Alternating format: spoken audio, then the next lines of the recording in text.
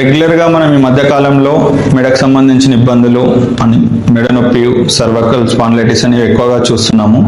ఎవరిలో ఎక్కువగా చూస్తుంటాము అంటే సిస్టమ్ వర్క్ మరి అబ్నార్మల్ పోస్చర్ లో కూర్చున్న వారిలో, మరి మొబైల్ ఎక్కువ యూజ్ చేసే వారిలో, మరి ఫిజికల్ గా ఎక్కువ స్ట్రెయిన్ అయ్యే వారిలో, నెక్ బెండ్ చేసి ఎక్కువ వర్క్ చేసే వారిలో ఇవి ఎక్కువగా చూస్తూ ఉంటామండి.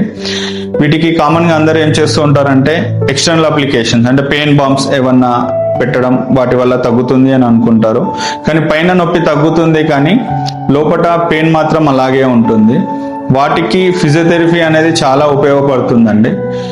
ఫిజియోథెరపీ ద్వారా పెయిన్ ని రిలీఫ్ చేయవచ్చు అండ్ మజిల్ స్పాజమ్స్ అలాంటివి కూడా తగ్గించవచ్చు. వీటిలో ఎక్సర్సైజ్ థెరపీ మరియు ఎలక్ట్రోథెరపీ అని, హార్ట్ ఫార్మెంటేషన్ అని, వ్యాక్స్ బాత్ అనేవి యూజ్ చేయవచ్చు. వీటి వల్ల క్రానిక్ అయిపోయినప్పుడు రేడియేటింగ్ పెయిన్ అని ఉంటుంది. ఐదర్ లెఫ్ట్ ఆర్ రైట్ అంటే ఏదైనా కుడి భుజం కానీ ఎడమ భుజం కానీ నొప్పి అనేది డ్రాగ్ అవుతూ ఉంటుంది. ఒక్కోసారి రెండు భుజాలలో కూడా నొప్పి రావడం చూస్తుంటాము. ఈ సర్వైకల్ స్పాండిలైటిస్ లో ఇవన్నీ కనిపిస్తూ ఉంటాయి. వీటికి ఫిజియోథెరపీ అనేది చాలా ఉపయోగపడుతుంది.